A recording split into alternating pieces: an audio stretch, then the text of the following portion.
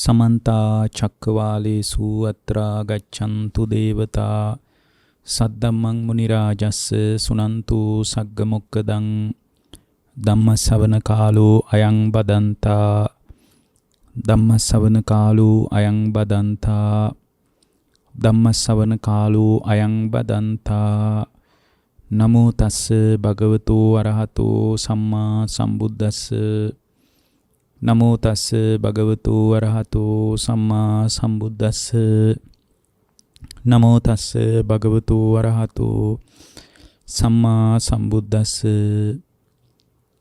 ඒ අපගේ ශාස්ත්‍රු සම්මා සම්බුදුරජාණන් වහන්සේට අප හැම දිනාගේම নমස්කාරය වේවා.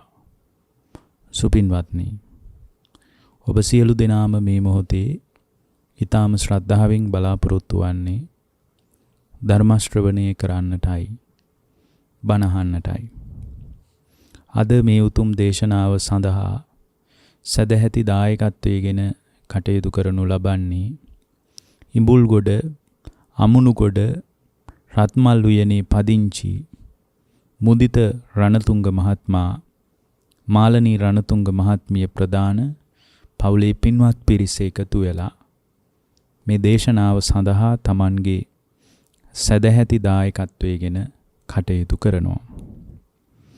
ඒ පින්නතුන්ට ධර්ම දේශනාව අවසානයේ පුණ්‍යානුමෝදනා කරන්නට බලාපොරොත්තු වෙනවා. දැන් ධර්ම ශ්‍රවණය කරන්නට කාලය. පින්වත්නි, අපගේ ශාස්ත්‍රු වූ සම්මා සම්බුදුරජාණන් වහන්සේ අපට වදාලා අපේ හිත සම්පූර්ණයෙන්ම කෙලෙසුන්ගෙන් නිදහස් කරගන්න විදිය. ඒක ලෝකේ ගොඩාක් අමාරු දෙයක්. ගොඩාක් පහසු දෙයක් නෙමෙයි. ගොඩක් අමාරු දෙයක්. හැබැයි මේ අමාරු දේ ඥානවන්ත උදවිය කරනවා. ඒ අමාරු දේ ඥානවන්තයන් කරනවා. ඥානෙ පිරිහිච්ච කෙනෙකුට ඒ අමාරු දේ දුෂ්කර දේ කරන්න පුළුවන් කමක් නැහැ. ඒ නිසා බුදුරජාණන් වහන්සේ අපට අනුදැන වදාළේ ලෝකයේ අතිශය දුෂ්කර දෙයක්. අතිශය අමාරු දෙයක්. ඒතර මේ අමාරු වැඩපිළිවෙල අප ක්‍රමානුකූලව ගොඩ නැගිය යුතු තත්ත්වයක්. ඒ අමාරු වැඩපිළිවෙල අමාරුයි කියකින් නැතුව ක්‍රමානුකූලව පුහුණු කරගන්න ශ්‍රාවකයෙකුට මේ ජීවිතයේ තුලදීම පුළුවන් අවබෝධයේ පැත්තට එකතු වෙන්න. අවබෝධය කරා Tamanගේ චින්තන ධාරාව ගොඩනගා ගන්න. මුලින් දුෂ්කරයි තමයි. හැබැයි මේ වැඩපිළිවෙල පසුව සුන්දරයි පින්වත්නි. මුලින් දුෂ්කර වුණාට ඒ වැඩපිළිවෙල පසුව අතිශය සුන්දරයි. ඒතකොට මේ අතිශය සුන්දර වැඩපිළිවෙලත් එක්ක තමයි අපි එකතු වෙ යුත්තේ. මුලින් සුන්දර නෑ වගේ පේන්න පුළුවන්.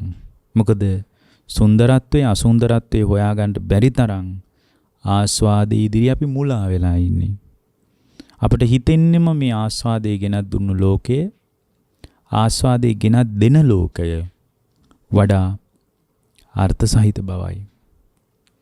වඩා අර්ථපූර්ණ බවයි. නමුත් එහෙම තත්ත්වයක් නෙමෙයි කියලා අපට ධර්මයේ ඉදිරියට දියුණු කරගෙන යනකොට අපට තේරෙනවා. එතකොට මේ තේරුම් ගැනීමත් එක්ක තමයි අපට අතිශය සුන්දර ධර්ම මාර්ගයේ තුල ශක්තිමත් වෙලා ධර්මයේ වඩාගෙන ධර්මයේ පුහුණු කරගෙන ධර්මයේ දියුණු කරගෙන අපට ඉදිරියට යන්න අවකාශය ලැබෙන්නේ. ඒ නිසා පින්වත්නි, ඔබට ඊටාම කරුණාවෙන් මතක් කරන්නේ අමාරුවෙන් හරි මේ වැඩපිළිවෙලත් එක්ක එකතු වෙන්න කියලායි. අමාරුවෙන් හරි මේ වැඩපිළිවෙලත් එක්ක සංයෝග වෙන්න කියලායි.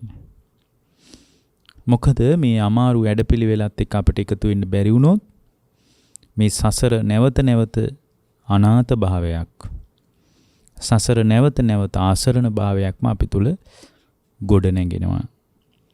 අද මේ දේශනාවට මාතෘකාවක් හැටියට ලැබිලා තියෙන්නේ සත්වයාගේ උපතක් යනු పూర్ව කර්මයක් කියලා ධර්මී කියනවා.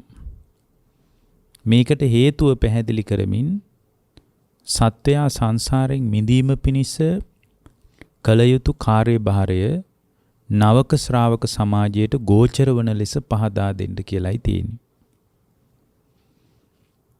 එතකොට මේකේ වැදගත් කාරණා කීපයක් තියෙනවා. සත්‍යයේ උපතට పూర్ව කර්ම, උපත කියන්නේ పూర్ව කර්මයක් කියලා කියනවා. එතකොට මේකට හේතුවත් පැහැදිලි කරමින් සත්‍යය සසරින් මිදීම සඳහා කළ යුතු කාර්යභාරය මිදෙන්න ඕන එකත් කියන්න කියලා තියෙනවා. නවක ශ්‍රාවක සමාජයට ගෝචර වන විදියටත් කියන්න කියනවා. බැරෑරුම් වැඩක්. දුෂ්කර වැඩක්. අපි මුලින්ම මේකේ තෝරගන්න ඕන දේ තමයි සත්ව උපතක් යනු పూర్ව කර්මයකී කියන එක. සත්වයේ පහළවීම කියලා කියන්නේ పూర్ව කර්මයේ ප්‍රතිලාභයක්. මනෝ සංචේතනාව නිසා තමයි විඥානය පැලවෙන්නේ. එතකොට බුදුරජාණන් වහන්සේ අපට වදාලා චේතනාව කර්මයේ බව. චේතනාව කර්මයේ නිසා චේතනා පහළ කරගෙන යම් කෙනෙක් සිතින් කයින් වචනෙන් ක්‍රියාත්මක වෙනවද ඒවා තමයි ඔහුගේ නව කර්මය. ඔන්න ඔය නව කර්මයට අනුව තමයි උපත සකස් වෙන්නේ. ඒකට අපි කියනවා කම්ම යෝනි. නව කර්මයේ පමණක්ද බලපාන්නේ උපතට කියලා කෙනෙක් අහන්න පුළුවන්. ඒ තුල විවිධත්වයක් තියෙන බවත් අපි හිතේ කොනක මතක තියාගන්න එක හොඳයි. දැන් පින්වත්නි, අපි ඊටාම මනවින් තේරුම් ගත යුතු සත්‍යයක් තියෙනවා. ඒ තමයි බුදුරජාණන් වහන්සේ වදාලා උපන් සත්වයාගේ පැවැත්මත් නූපන් සත්වයාගේ ඉපදීමත් කියන එක ආහාර කෘත්‍ය කරගෙන, ආහාර ප්‍රත්‍ය කරගෙන සිද්ධ වෙනවා කියලා. එතකොට ආහාරයද, කර්මයේද, අවිද්‍යාවද, තණ්හාවද මේ ආදී හේතු ගණනාවක ඵලයක් හැටියට තමයි සත්වයාගේ උපත තීරණය වෙන්නේ. එතකොට සත්වයාගේ උපත තීරණය වෙන්නේ කර්මයේද, ආහාරයේද, ඊට පස්සේ අවිද්‍යාවද, තණ්හාවද, නිබ්බති ලක්ෂණයේද මේ ආදී කාරණා සමූහයක ප්‍රතිලාභයක් තමයි සත්වයාගේ උපත කියලා කියන්නේ. එතකොට එකකින් අපිට එකක් ස්ථිරව පැහැදිලි. මොකක්ද? ස්ථිරව පැහැදිලි දේ තමයි මේ தත්ත්වේ කවුරුවත් නිර්මාණය කරපු එකක් නෙවෙයි කියන එක. මේ தත්ත්වේ ලෝකේ කිසිවෙකුවත් නිර්මාණය කරපු අරුබුදයක් නෙමෙයි. අතීත හේතුවක් නිසා ගොඩනැගෙන තත්ත්වයක්. හේතුවක් නිසා ගොඩනැගෙන තත්ත්වයක් නිසා ඒ හේතුන්ට විකල්ප යෙදුවොත්, හේතුන්ට විකල්ප යොදපු තැනක ඵලය වෙනස් වෙන්න පටන් ගන්නවා. ඒ නිසා මේ අවිද්‍යාව දුරු වෙන ආකාරයට අපේ අභ්‍යන්තරය හදාගත්තොත්, තණ්හාව දුරු වෙන ආකාරයට අපේ අභ්‍යන්තරය හදාගත්තොත්, ආහාර ගොඩනැගෙන්නේ නැති ආකාරයට අපේ අභ්‍යන්තරය හදාගත්තොත්, කර්ම සකස් නොවන ආකාරයට අපේ අභ්‍යන්තරය හදාගත්තොත්, නැවත සත්‍යයක උපත කරා යන්නේ නැත. උපත කරා යන්නේ නැත. රූපය බිඳී යාමත් සමග නාම ධර්මයන්ගේ අවිච්ඡින්න පැවැත්මක් තියෙනවා. එතකොට බුදුරජාණන් වහන්සේ ඔය අදහසම තමයි රූපං ජීරති මච්ඡානං නාම ගොත්තං නජීරති. නාමයේ නජීරති දිරන්නේ නැහැ රූපේ දිරනවා කියලා කිව්වේ. නමුත් ඒක මරණ දැන්වීම වල ගහන්නේ ඒ අදහසින් නෙමෙයි. මරණ දැන්වීම වල ගහන්නේ මොකද්ද? මරණ දැන්වීම වල ගහන්නේ රූපං ජීරති මච්ඡානං රූපය දිරනවා නාමයේ දිරන්නේ නැහැ. නාම ගොත්තං නජීරති. මොන අදහසින්ද ගහන්නේ? රූපේ දිරලා පස් වෙනවා. එයා කරපු දේවල් ටික මෙහි කතා කරනවා. එයා කරපු හොඳ මෙහි මිනිසු අතර ඒවා දිරන්නේ නැහැ. බලන්න මේ මිනිස්සු කොච්චර හොඳ කෙනෙක්ද. එයාගේ පිළිම හදනවා. ඊට පස්සේ එයාව අගය කරමින් අනුස්මරණීය සංකේත ඉදිරිපත් කරනවා. ඊට පස්සේ ස්මාරක හදනවා. එතකොට ස්මාරක හදන්නේ එයාගේ නාමය හොඳ නිසා. ඔන්න ඔය අදහස තමයි ලෝකේ තියෙන්නේ. මිනිසු භාවිතා කරන්නේ ඔය අදහසින් තමයි අර මරණී දැන්වීම තියෙන්නේ. ඒ දැන්වීම වල උඩින් ගහන්නේ රූපං ජීරති මච්ඡානං නාමගතං නජීරති කියලා. රූපේ දිරනවා නාමී දිරන්නේ නැහැ කියලා. නමුත් ඕක නෙමෙයි අපේ අදහස. අපේ අදහස තමයි රූපේ දිරනවා. හැබැයි නාම ධර්මයන් වල පැවැත්ම නිවන් දකින්න තාක්කල් තියෙනවා. සසර පැවැත්ම කියලා ධර්මයේ තෝරන්නේ මොකද්ද? සාංශාරික පැවැත්ම කියලා ධර්මයේ පුද්ගලයාට අනුශාසනා කරන්නේ මොකක් ගැනද? සංසාරේ පවතිනවා කියලා බුදුරජාණන් වහන්සේ වදාළ ධර්මයෙන් බලනකොට පේන්නේ මොකද්ද පින්වත්නි? සසර පවතිනවා කියලා. සසර පවතිනවා කියලා සසර පැවැත්ම ගැන ධර්මයේ තෝරන්නේ ස්කන්ධ ධාතු ආයතනයන්ගේ නොසිඳී පැවැත්මට. සංසාරී කියන්නේ. එතකොට ස්කන්ධ ආයතන ධාතු වල කන්දායතන ධාතු වල නොසිඳී පැවැත්මට කියනවා සසර කියලා. ඔන්න සසර කියන එකට අර්ථය. එතකොට ස්කන්ධ ධාතු ආයතන කියන ඒවා හුදු නාම ධර්මයන්. ඒවා වල අකණ්ඩ පැවැත්මක් තියෙනවා. අන්න නාම ගොත්තං නජීරති දිරන්නේ. නාම ධර්ම දිරන්නේ. නමුත් රූප ධර්මී දිරනවා. පොළොවට පස් වෙනවා. පඨවි කොටස් වලට එකතු වෙනවා. ওই විදිහටම සතර මහා ධාතුන් වලට එකතු වෙනවා.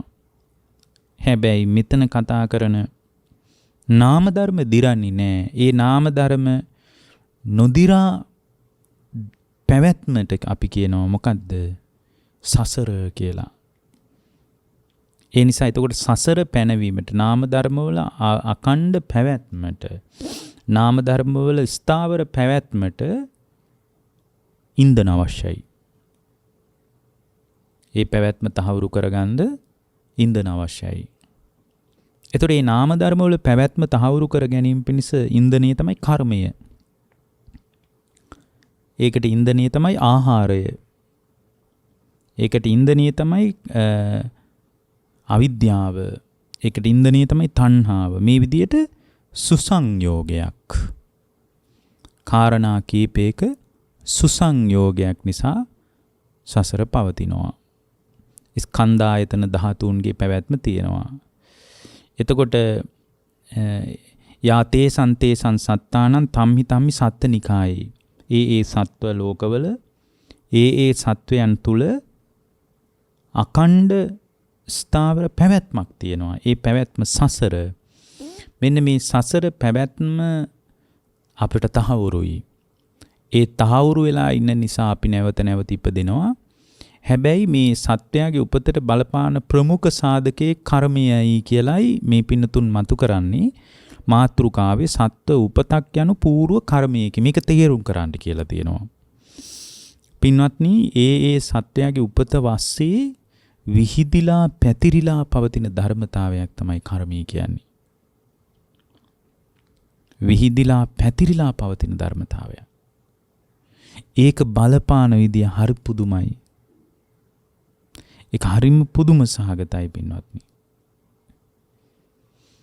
ඒ උපතට කර්මී බලපාන විදිය. ඉතින් කර්මී පිළිබඳ ප්‍රධාන අර්ථ දැක්වීමේ තියෙනවා. කම්ම යෝනි, කම්ම බන්දු, කම්ම පටිසරණෝ, කල්යාණං වා පාපකං වා තස්ස දායාදෝ. ওই විදිහට කියන්නේ කර්මයේ උත්පත්ති ස්ථානයේ කම්ම යෝනි. යෝනි කියන්නේ උත්පත්ති ස්ථානියට.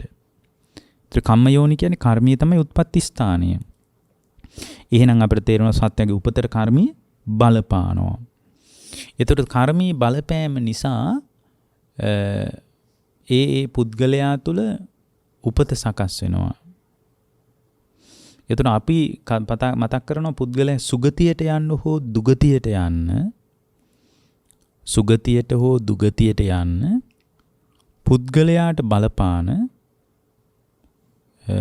විපත්ති සම්පatti 4ක්. චිත්ත සම්පatti, සීල සම්පatti, චිත්ත සම්පatti, දිට්ඨ සම්පatti, ආජීව සම්පatti.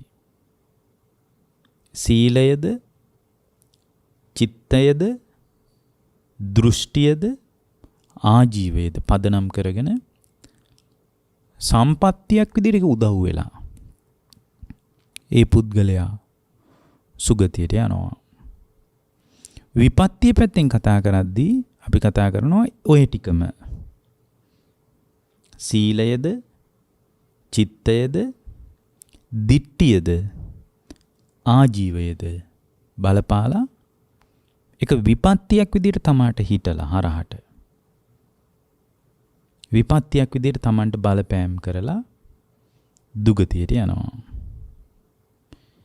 ඒතකොට මේ සම්පatti විපත්ති කියන වචනේ භාවිතා වුණාට එකම ධාරාවේ කාරණා 4ක් තමයි සුගතිය හෝ දුගතිය තීරණය කරන්නේ. එකම ධාරාවේ කාරණා 4ක්. ඒතර මේ ටික ඔක්කොම එකතු කළොත් චිත්ත, සීල, දෘෂ්ටි, ආජීව මේ 4ම එකතු කළොත් මේ 4 පොදු භාවිතය තමයි කර්මය කියලා කියන්නේ. මේ 4 පොදු භාවිතය. මේ 4 තුලින් පුද්ගලයා තුළ ගොඩනැගෙන්නේ කර්මය. එතකොට චිත්ත සම්පatti විපatti කියලා කතා කරනවා. නමුත් බුදුරජාණන් වහන්සේ අපට පැහැදිලි කළේ සිතුවිලි කියන්නේ කර්මයේ හැටියටයි. චේතනා කියන්නේ කර්මයේ හැටියටයි. එතකොට තමන්ගේ දැන් සීල සම්පatti විපatti කියලා කතා කරනවා. සීලය කියනකොට අපි කතා කරන්නේ කය වචනේ සම්බන්ධ ප්‍රධාන නිර්දේශයක්. කය වචනේ සම්බන්ධ ප්‍රධාන නිර්දේශයක් තමයි සීලය කියන විශේෂපතේ ඔස්සේ කතා කරන්නේ. එතකොට කයින් වචනෙන් කෙරෙන්නේ මොනවද? කර්ම. එහෙනම් අපිට සීල සම්පatti විපatti කියලා කතා කළාට ඒක අස්සේ තියෙන්නේ කර්මය. ආජීවය තමන්ගේ ජීවත් වෙන ක්‍රමවේද, ජීවත් වෙන වැඩපිළිවෙළවල්. ඒ වාස්සේ පුද්ගලයා තුළ ගොඩනැගෙන්නේ මොනවද පින්වත්නි? කර්ම. එහෙනම් අපිට ඒක අස්සෙත් පේන්නේ කර්මී න්‍යාය. දෘෂ්ටි අපි ඒකට කියනවා දිට්ඨි සම්පatti, දිට්ඨි විපatti කියලා. එතකොට දිට්ඨිය කියලා කියන්නේ පින්වත්නි මානසිකව සිද්ධ වෙන කර්ම. ඒ නිසා දස කුසල් දස අකුසල් තෝරද්දී අවිජ්ජා, ව්‍යාපාද, මිච්ඡා දිට්ඨි කියන තුන තමයි මනසින් කෙරෙන කර්ම විදියට පෙන්වන්නේ.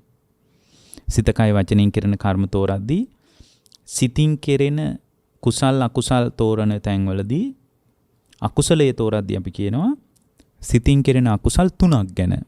දස අකුසල් වල මොනවද සිතින් කෙරෙන අකුසල්?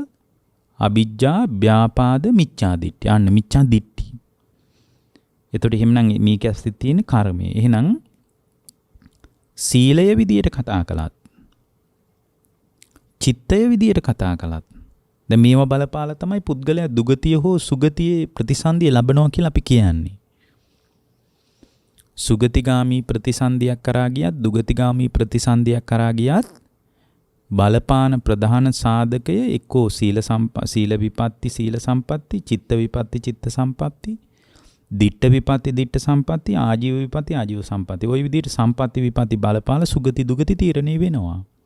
හැබැයි පොදු කතාව ගත්තොත් මේ 4 කර්මය. එහෙනම් කම්ම යෝනි කියපු එක මොනතරම් සාධාරණ කතාවක්ද?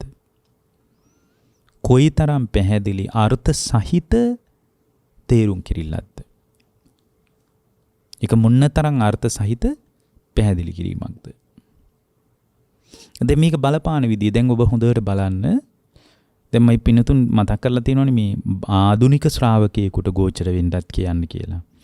දැන් හොඳට බලන්න අපේ හැසිරීම් වල කර්මයේ ආධිපත්‍ය පතරොන් පැවතින විදිය. මේ ධර්මයේ තිබ්බොත් යන්තම් මොන්න තරම් විඳව හරි කමක් නැහැ. අපිට පුළුවන් යම් කිසි පිළිසරණක් යම් කිසි අභිවෘද්ධියක් හදාගන්න අපිට පුළුවන්. නැත්තම් අපි පින්වත්නි මහ පුදුම තරම් අනාතයි. පුදුම තරම් අනාතයි. ඒ අනාතකම මෙපමණයි කියලා අපිට කියන්න බෑ. ඒක මහ පුදුම අනාතකමක්. දැන් බලන්න බුදුරජාණන් වහන්සේගේ කාලේ වැඩ හිටියා ඉසිදාසී කියලා රහත් උත්තමාවියක්. ඇයගේ ගිහි ජීවිතය දිහා ඔබ බලන්න හොඳට හොයලා දන්නවත් ඇති. ඉසිදාසී කියලා කියන්නේ ගොඩාක් ධනවත් පවුලක හිටපු රූප සම්පන්න තැනැත්තියක්. ඒ බොහොම ලස්සන කාන්තාවක්. ඇයට තිබුණ ලස්සන රූපයක්. එතකොට ඇයට තිබුණු මේ ලස්සන රූපයෙන් ඇය උමතුණී නෑ. ඇය බොහොම ගුණවත් තැනැත්තියක්. තරුණියක්. ඇය බොහොම සත්පුරුෂයි. ඒ අයට ගොඩාක් ආර්ථික හයියක් තිබ්බා.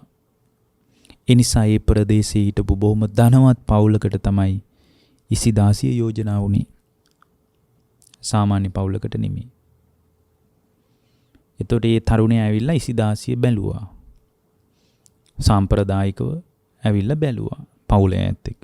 හරි ලස්සනයි. ඔහු දෙවතාවක් හිතන්නේ නැතුව කැමති වුණා. දෙවතාවක් හිතුවේ නැහැ. දෙවතාවක් හිතන්නේ නැතුව ඔහු කැමති වුණා. ඉසිදාසියව විවාහ කරගන්න කැමති වුණා.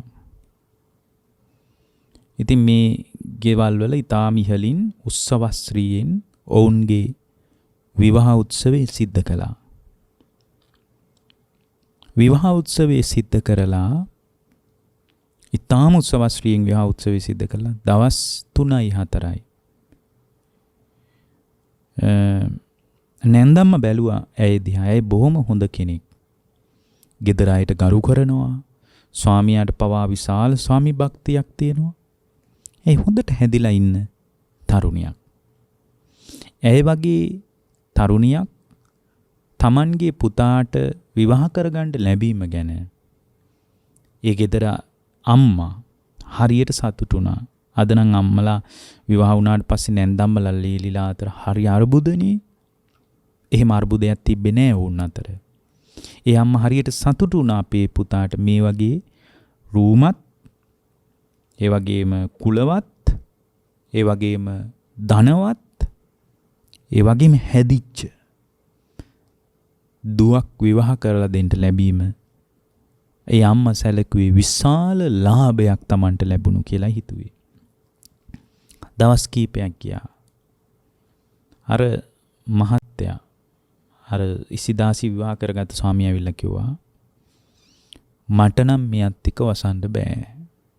වහාම යවන්න කිව්වා. වහාම හිටපු ගෙදරටම යවන්න කිව්වා. හේතුවක් නැහැ. පුදුමයි මේ කර්ම විපාක. හේතුවක් නැහැ. ඇයි බොහොම ලස්සන තැනැත්තියක්. ඇයිගේ කිසි අඩුපහඩුවක් නැහැ. නමුත් අර මිනිස්සුන්ට මේ කාන්තාවත් එක්ක ඉන්න හිත දෙන්නේ නැහැ. මේ කාන්තාවත් එක්ක ඉන්න හිත දෙන්නේ නැහැ. හේතුවකුත් නැහැ ලොකුවට. පේන මට්ටමේ හේතු මොකුත් නැහැ. මට නම් බෑ කිව්වා යත් එක්ක ඉන්න.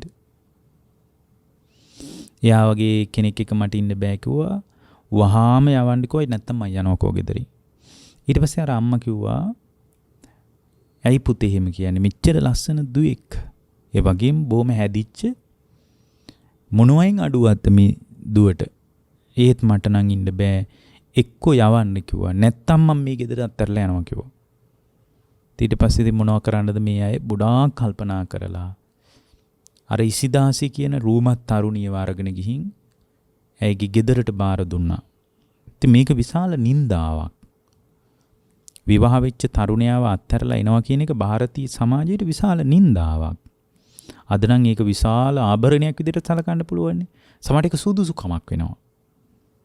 එයාට විවිධ කලා ශාස්ත්‍ර වලට එන්න රංගපාන්න එක සුදුසුකමක් සමහරට විවාහ දෙකක් තුනක් කරගන්නේ. එච්චරට මිනිසුන්ගේ චින්තනය මොකද්දෝ එකක් වෙලා තියෙනවා. ඒවා අපි විස්තර කරන්න යන්නේ නැහැ. ඊට පස්සේ මේ ගෙදර මේ සිටුවරයා බැලුවා මොකද කරන්නේ අපේ දුවගේ මොනවයින් අඩුවක්ද? කමක් නැහැ. අපිට විකල්ප නැතුව නෙමෙයිනේ. මිනිස්සු ටික දවසක් නින්දා කරයි. විවාහය අසාර්ථක වුණා කියලා.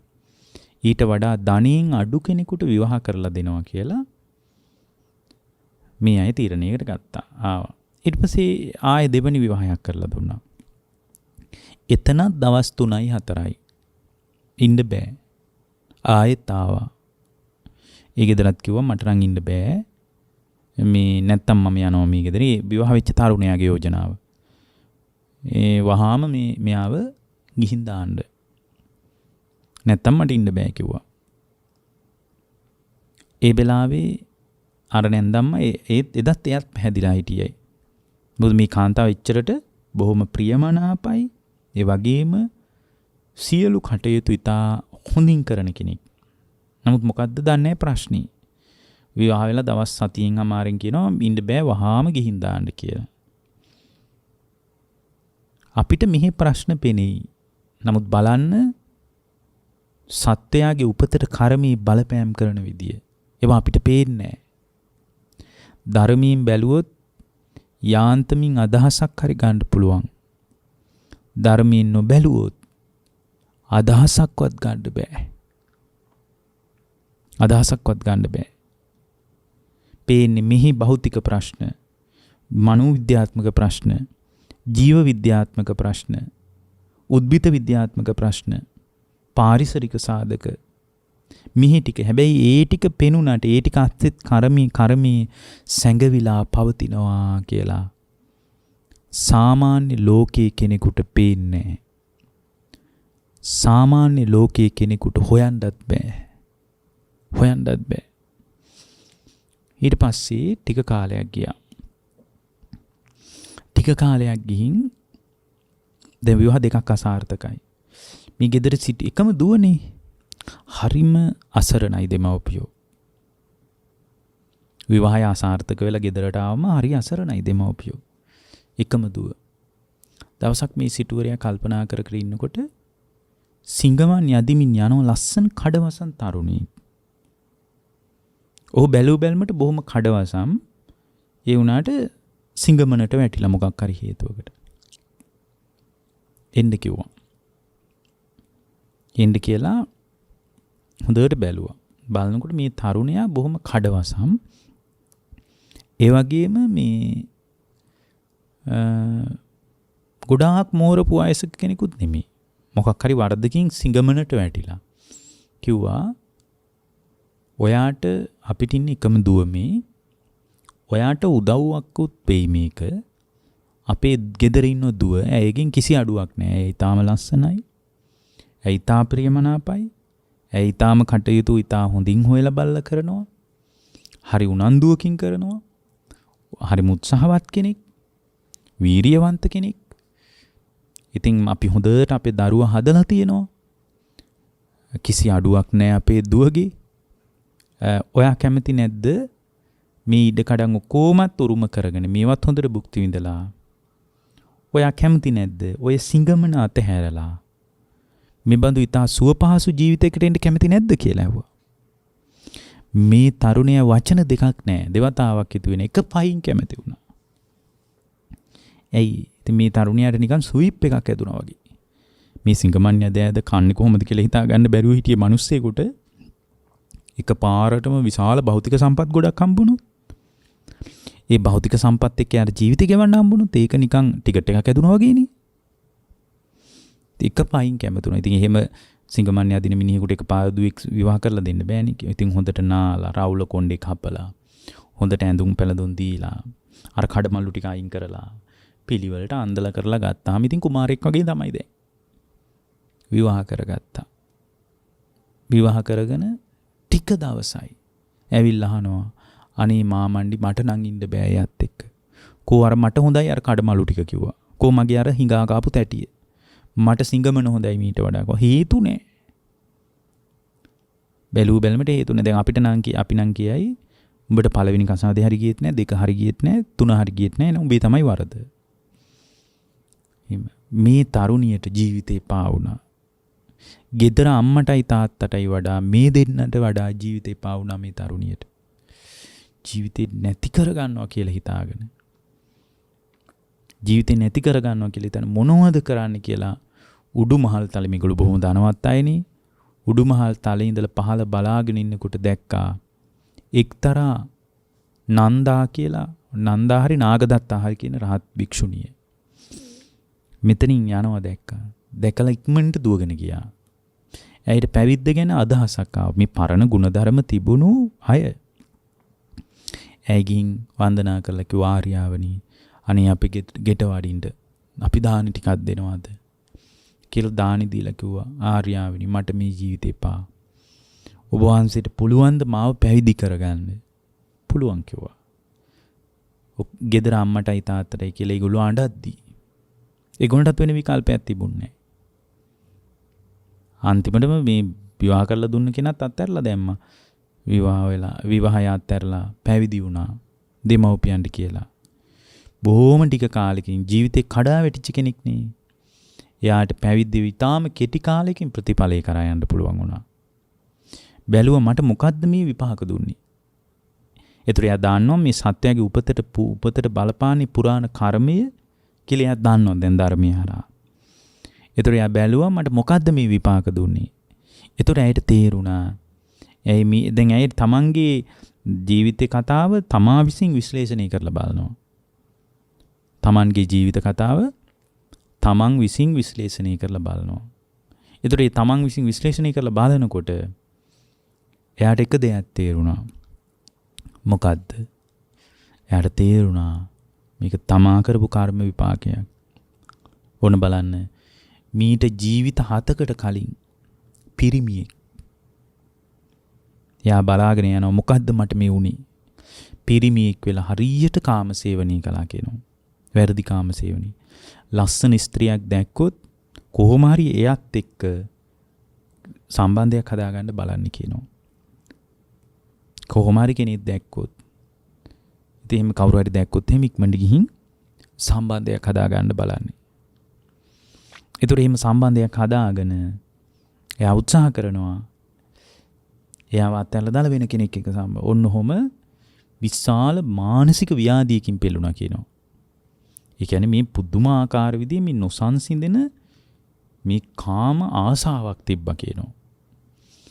ඉතින් යා විවාහක කෙනෙක්ද, අම්මා රකින්න කෙනෙක්ද, තාත්තා රකින්න කෙනෙක්ද, මේ වැඩිහිටියෙක් ළඟ ඉන්න කෙනෙක්ද, ස්වාමියෙක් සමග ඉන්න ඒ මොකක්වත් හොයන්නේ නැහැ කියනවා.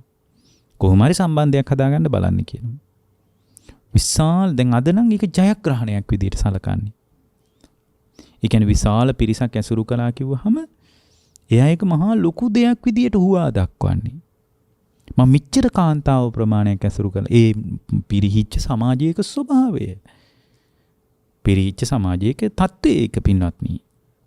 ඒතකොට දැන් මේ තරුණයා වැරදි කාමසේවනය කළා. ඒතර ඒවා කරනකොට හරි රසයි. ඊට පස්සේ විපාක එනකොට තමයි විඳවන්න වෙන්නේ. පින්වත්නි, එහෙම මිය ගියා නිරයට. දෙවනි ජීවිතේ කොයිද? නිරයට. ඊට පස්සේ නිරයේ කල්ප ගානක් විඳවලා දෙවනි ජීවිතේ නිරයේ. ඊට පස්සේ තිරිසන් ලෝකේ. එතකොට තිරිසන් ලෝකේ උපන්නේ වඳුරු යෝනිය කියනවා. වඳුරු යෝනිය උපන්නට පස්සේ එතන හිටපු වැඩි හිටි වඳුරෙක් ඇවිල්ලා ඒ වඳුරාගේ පුරුෂ නිමිත්ත හූරලා ගියා කියන. එතන පැසවලා පණුව ගහලා මලේ කියනවා. ඊට පස්සේ ඊළඟ ජීවිතේ ওই විදිහට දැන් ඊට පස්සේ එතනින් ඔන්න විඳවල මලා ඊළඟ ජීවිතේ ගව යෝනියේ. එතකොට මේ ගව යෝනියේ ඉපදිලා ඔබ දන්නවා ඇති ගව යෝනියේ උපන්නට පස්සේ ගව යෝනියෙන් වැඩ ගන්න කරාඹනවා කියලා දෙයක් කරනවා. ඒ කරාඹනකොට ඒ පුරුෂ නිමිත්ත හරියෙන් කුණු වෙලා ජරා වෙලා පැසවලා බොහොම විඳවලා ගවයෙක් විදියට මලා කියනවා. ඊට පස්සේ ඔන්න මිය ගියා ආයේ බූරුවෙක් වෙලා උපන්න කියනවා. ඔය විදියට ජීවිත 7ක කතාව ඇයි බලනවා ඇයි.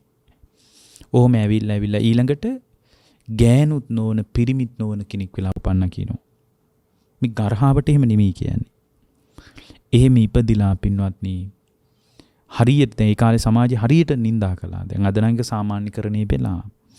ඒ කාලේ හරියට ඒ වගේ අයට ගරු කරන්නේ මිනිසුන්ගෙන් අප්‍රසාදේ ලැබලා මිනිසුන්ගෙන් බැනුම් අහලා බොහෝම අහුමුළු වල අයින් වෙලා ඉඳලා ওই බොහොම පාඩුවේ ඉඳලා බොහොම අහිංසක මිනිස්සෙක්. හැබැයි හරියට මිනිසුන්ගේ ගරහා විඳලා මලා කියනවා.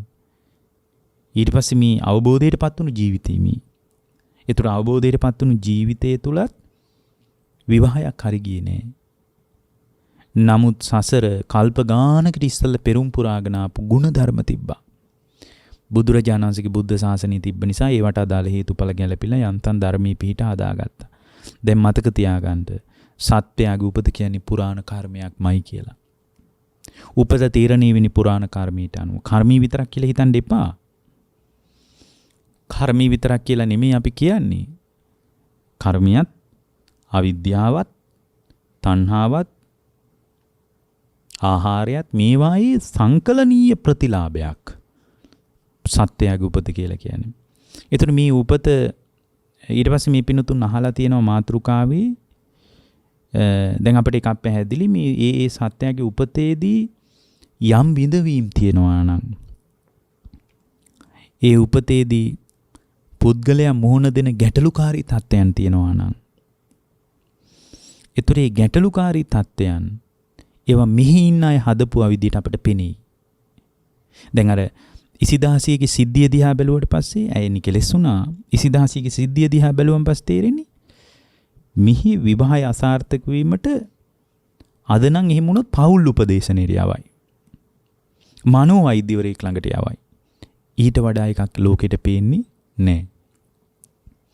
ඊට වඩා එකක් ලෝකෙට හඳුනා ගන්නට තරම් කුසලතාවයක් නැහැ. කුසලතාවයක් නැහැ. ධර්මයෙන් බැලුවොත් ධර්මයේ හරහා බැලුවොත් ඊට වඩා දෙයක් පෙනෙයි. ඊට වඩා දෙයක් හොයාගන්න පුළුවන් වෙයි. ධර්මයේ හරහා බැලුවොත්. ධර්මයේ හරහා නොබලන කිසිම කෙනෙකුට පින්වත්නි මේ යථාර්ථය හඳුනා ගන්න බෑ. නමුත් දැන් ධර්මයේ ඉන්න ශ්‍රාවකෙක් විදිහට ඔබ එකක් තේරුම් ගන්න. මොකද්ද? සත්‍යයේ උපත කියලා කියන්නේ పూర్ව කර්මයේ ප්‍රතිලාභයක්. එක පැති වලින් කිව්වත් පොදු කතාව කර්මය. අර ඉස්සෙල්ලා අපි කිව්වේ සීලය, චිත්තය, දෘෂ්ටිය, ආජීවය. මෙන්න මේ හතර බලපාලා සම්පatti විපatti බලපාලා සුගති දුගති තීරණය වෙනවා කියලා අපි හිතුවට පින්වත්නි නමුත් පොදු සාධකයේ මේ වගේ ඇස්සේ තියෙන්නේ කර්මය. එතකොට දැන් මේ එහෙමනම් මේ කර්මය මේ ජීවිතේවම විපාක දෙනවත් නෙවෙයිනේ. එතකොට මේ දෙවනි ජීවිතයේ දේවල් විපාක දැන් ඉසිදාසිය වගේ කෙනෙකුට ඒ ජීවිතේ විපාක දුන්නේ බොහෝ කාලයක් අවබෝධය දක්වාම විපාක සකස් වුණානේ. එතකොට එයා ඊට ඉස්සල කර්මයේම ඉස්සලා ජීවිතේ කරපු එකම නෙමෙයි විපාක දීලා තියෙන්නේ. එතකොට දැන් ඉස්සලා ජීවිතේ කරපුවා විපාක දෙනවා නම් ඒකට අනුරූපීවම කර්මය සකස් වෙනවා කියලා කියන්න බෑ. ඒ කියන්නේ කර්ම විපාක දෙන විදිහ ගත්තට පස්සේ විවිධත්වයක් සම්බන්ධව අපි කතා කරන්නේ. උපපජ්ජ වේදනීය, අපරාපරිය වේදනීය ඔය විදිහට කතා කරන්නේ. එතකොට ආචින්න කර්ම, ආසන්න කර්ම, කටත්තා කර්ම ඔය විදිහට කර්මී ප්‍රභේද කරලා විපාක දෙන විධික්‍රමානුව, කාලය අනුව ඔය විදිහට අපි එක විදිහට කතා කරන්නේ. ඒ නිසා නමුත් අපිට එකක් තේරෙනවා මොකක්ද? මේ පින්නතුන්ගේ යෝජනාව සත්‍යයක්. මොකද්ද? සත්ව උපතක් යනු පුරාණ කර්මයකි. ඒක ඇත්ත. ඒක තමයි අපි මේ පැහැදිලි කළේ. ඊළඟට මේ පින්නතුන් ඊළඟට යෝජනා කරනවා සත්‍යය සසරින් මිදීම සඳහා කළ යුතු කාර්යභාරය. සසරින් මිදෙන්න කරන්න ඕන දේ. සසරින් මිදෙන්න කරන්න තියෙන්නේ හේතුඵල වශයෙන් විමසන්න. හේතුඵල වශයෙන් විමසා කර්මයේ වනාහි දුකක් බව තේරුම් ගන්න. ඒ සමහරට දැන් කර්මය කියන්නේ සමස්ත කර්මී දුකක් කියලා මිනිස්සුන්ට හිතෙන්නේ නෑනේ. පුණ්‍ය කර්ම නම් හොඳයි. පාප කර්මය නම් හොඳ නෑ. එතකොට ඒ අය එතකොට මේ කර්මය කියන தত্ত্বය තමයි පටිච්ච සමුප්පාදේ සංස්කාර කියන විශේෂ පරාසය ඔස්සේ කතා කරන්නේ. සංස්කාර. සංකාර කියන්නේ මොනවද? කර්මයට. සංකාර තෝරන්නේ කොහොමද? පුඤ්ඤාභි සංස්කාර, අපුඤ්ඤාභි සංස්කාර, ආනිඤ්ඤාභි සංස්කාර. ඒතර මේ සංස්කාර කියන එකේ පොදු කතාව තමයි කර්මය කියලා කියන්නේ. ඒතර කර්මය. ඒතර සංකාර පච්චය විඥානං. සංස්කාර ප්‍රත්‍යයෙන් විඥානේ ප්‍රතිලාභ වෙනවා. අන්න එහෙනම් පුද්ගලයාගේ උපතට බලපාන්නේ කර්මයේම තමයි. එතකොට දැන් කර්මයෙන් මේ தત્ත්වයේ තියෙන තාක්කල් සසර පැනවෙනවනේ. එතකොට සසර නොපැනවී සසරින් මිදීම පිණිස එයා මොකක්ද දුරු කරන්න ඕන? අවිද්‍යාව. ඇයි? අවිජ්ජා පත්‍ය සංකාර. අර සංස්කාර කියන ස්වභාවය පුද්ගලයා තුළ ගොඩනැගෙන්නේ අවිද්‍යාව පාදක කරගෙනයි. සංස්කාර කියන தત્ත්වය ගොඩනැගෙන්නේ අවිද්‍යාව පාදක කරගෙනයි. ඒකට අපි කියනවා අවිජ්ජා පත්‍ය සංඛාරා කියලා. ඒතර අවිද්‍යාව පාදක කරගෙන නම් පුද්ගලයා තුළ සංස්කාර ගොඩ නැගෙන්නේ. අවිද්‍යාව ප්‍රත්‍යයෙන් නම් සංස්කාර ප්‍රත්‍යයෙන් නම් විඥානීය සත්‍යයේ උපත තීරණය වෙන්නේ. ඒතර අපිට තේරෙනවා සංස්කාරමයි උපත තීරණය කරන්නේ. ඒතර මේ සංස්කාර ගත වීමට හේතුව පුද්ගලයා තුළ පවතින අවිද්‍යාව. මොකක්ද අවිද්‍යාව කියලා කියන්නේ? එයා මේ සංස්කාර ගොඩනැගෙන සංස්කාර කියන්නේ මොනවද කියලා යාට අවබෝධයක් නැහැ. මේ සංස්කාර ගොඩනැගෙන්නේ කොහොමද කියලා අවබෝධයක් නැහැ. මේ සංස්කාර නිරුද්ධ කරන්නේ කොහොමද කියලා අවබෝධයක් නැහැ. මේ සංස්කාර නිරුද්ධ කිරීම පිණිස අනුගමනය කරන්න ඕන ක්‍රියාමාර්ග මොනවද කියලා අවබෝධයක් නැහැ. මෙන්න මේ පුද්ගලයා තුළ පවතින අනවබෝධය මේ පුද්ගලයා තුළ පවතින අනවබෝධයේ හේතුවෙන් තමයි නැවත නැවත විඥානයේ ප්‍රතිසන්දියක් ලබන්නේ. එහෙමනම් මෙන්න මේ අනවබෝධයට කර්මීය පිළිබඳවත්, කර්මී හට ගැනීම පිළිබඳවත්, කර්මී නිරෝධය පිළිබඳවත්, කර්මී නිරුද්ධ කරන ප්‍රතිපදාව පිළිබඳවත් ඒ පුද්ගලයාට පවතින අනවබෝධය තමයි අවිජ්ජා කියලා කියන්නේ. ඒ අනවබෝධයේ තියෙන තාක්කල් පුද්ගලයා කර්ම සකස් කර ගන්නවා. ඕකම තමයි පටිච්ච සමුප්පාද කියන්නේ අවිජ්ජා පත්‍ය සංඛාරා කියලා. ඒ විදිහට කර්ම ගොඩනැගෙන තාක්කල් පින්වත්නි, ඒ විදිහට කර්ම ගොඩනැගෙන තාක්කල්ම එයා තුළ නැවත නැවත ප්‍රතිසන්දිය සිද්ධ වෙනවා. ඒක නවතින්නේ නැහැ. නැවත නැවත ප්‍රතිසන්දිය සිද්ධ වෙනවා.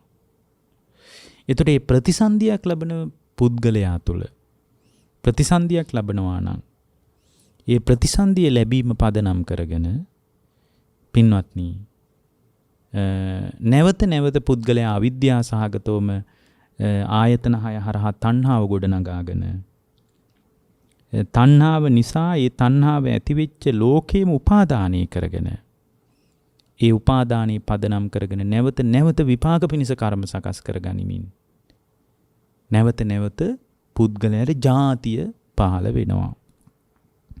එතකොට මෙබඳු තත්වයක සාංශාරික වටයක සාංශාරික ජාලයක අපි පැටලිලා ඉන්න නිසා අපි තුල පවතිනවා සදාතනික අනාථකමක්.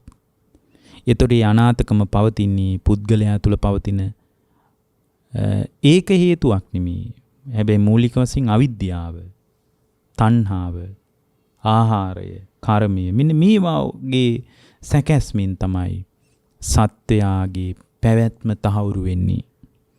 එතකොට මේ පැවැත්ම තහවුරු කරගන්න තියෙන්නේ එකම ක්‍රමයයි. මොකද්ද? චතුරාර්ය සත්‍ය අවබෝධ කරන එක. ඒතර මේ චතුරාර්ය සත්‍යයෙන් බැලුවට පස්සේ මේවා නිරුද්ධ කරන්න පුළුවන් කියන අදහස අපිට එනවා. ඒතර මේවා නිරුද්ධ කරන්න පුළුවන්. මේවා කවුරුවත් හදාපුවා නෙමෙයි. මෙහි ඉන්න අයගේ ප්‍රශ්නත් නෙමෙයි. මේවා තම තමා විසින් ගොඩනගාගත්ත හේතුන් නිසා ගොඩනැගිච්ච ප්‍රායෝගික ඵල ධර්ම. ප්‍රායෝගිකයි. ලෝකේ නියතියක් නැහැ. ස්ථිරව මේ සිද්ධිය මෙහෙමම සිද්ධ වී හමාර විය යුතුයි කියලා ලෝකේ නියතියක් නැහැ. ස්ථාවරත්වයක් නැහැ. ඒ නිසා බුදුරජාණන් වහන්සේ අපට ලෝකේ මතු කළේ නියතිවාදයක් නෙමෙයි. බුදුරජාණන් වහන්සේ අපට මතු කළේ ස්ථිර සදාතනික සංසිද්ධීන් ටිකක් නෙමෙයි. බුදුරජාණන් වහන්සේ අපට මතු කළේ බුදුරජාණන් වහන්සේ අපට පැහැදිලි කොට වදාළේ හේතුඵල දහමක්.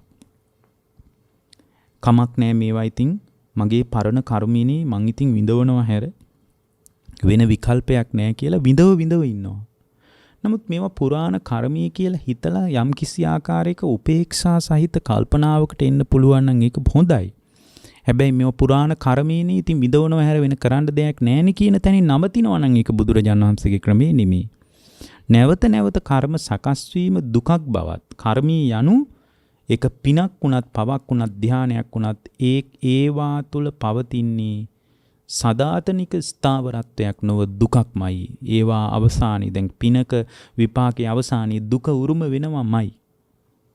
ඒ නිසා මේ සසර කොතනකවත් රැඳෙන්න ඕනේ නැහැ. පින් කරවත් සුගතියවත් රැඳෙන්න ඕනේ නැහැ.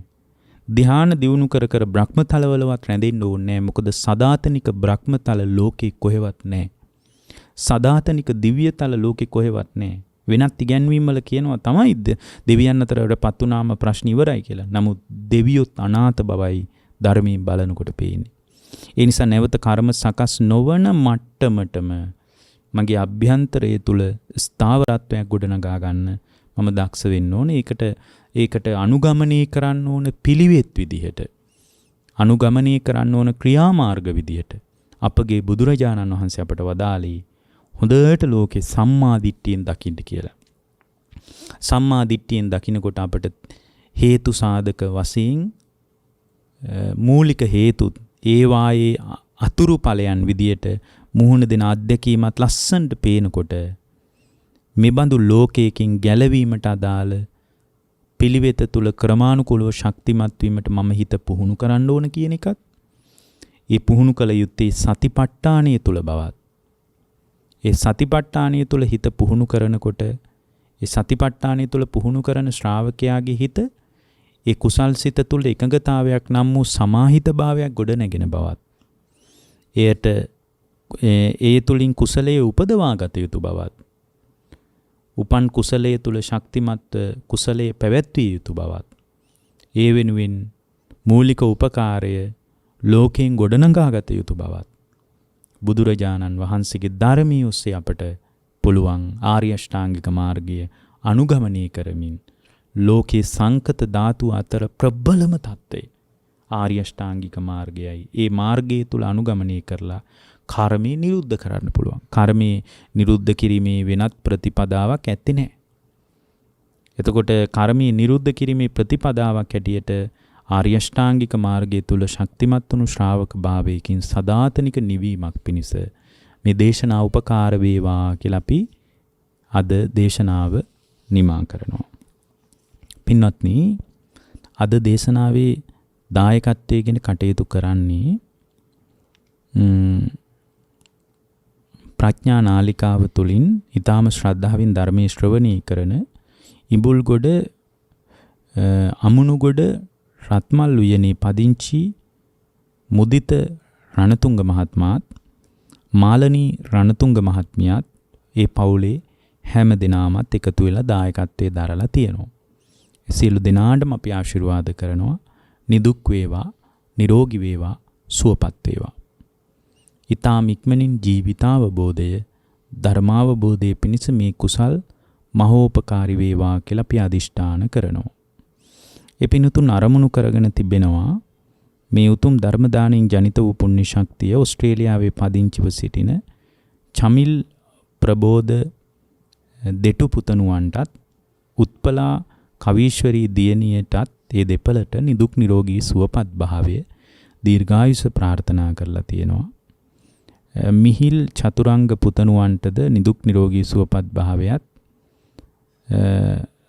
සුදුසු විවාහ ප්‍රාප්තියක් සිදු වේවා කියන සත්පුරුෂ දෙමව්පියන්ගේ අදහසක් ඇති කරගෙන තියෙනවා. ඒ අදිෂ්ඨානයන් මේ බලාපොරොත්තු එසේම ඉෂ්ට සමෘද්ධිමත් වේවා කියලා අපි අදිෂ්ඨාන කරනවා. දැනට සුවපත් භාවයට පත් වෙමින් සිටින ඥාති සොහොයුරු ධර්මසේන ගමගේ මහතාට කායික මානසික සුව නිරෝගී සුව දීර්ඝායුෂ ප්‍රාර්ථනා කරලා තියෙනවා. අද දින සිය ජන්මදිනයේ යෙදෙන මුදිත රණතුංග මහත්මයාට නිදුක් නිරෝගී සුවපත් භාවයේ සැලසිලා ඉක්මනින් යහපත අභිවෘද්ධියම සැලසේවා කියන අදිෂ්ඨානය ඇති කරගෙන තියෙනවා.